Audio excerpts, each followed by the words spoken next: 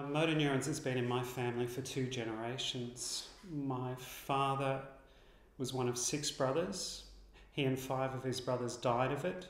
I was diagnosed last year. I view that being able to choose is a very compassionate and humane.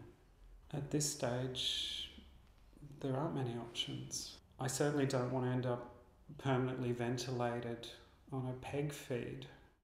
Mum wanted to end her life, not just because of the pain. She pleaded with everyone to end it. She was still feeling inside what she described as having a giant thrashing around in her body. The pain would have been, possibly horrendous. And Mum's face was contorted.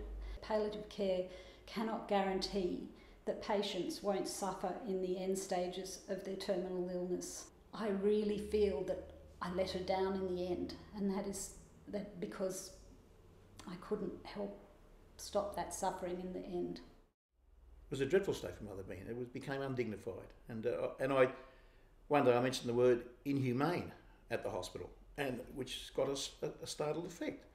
Well, I think anyone would think that to starve someone to death for 20 days, there's really no other word for it when there could be an alternative. It does become inhumane. Mum was actually only 62 when she learned that the cancer had come back, and then she ended up dying at 67, and that 5-year period was pretty horrific. It was just such a long, unnecessary, painful process. If you haven't lived that experience, then you have to trust the people that have and listen to their stories and understand. There's no reason not to pass it. Just give people that choice, so like my mother wanted.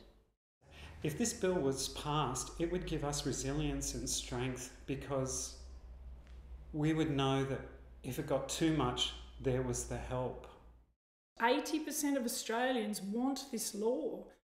Please, pass this bill for the rights of the terminally ill.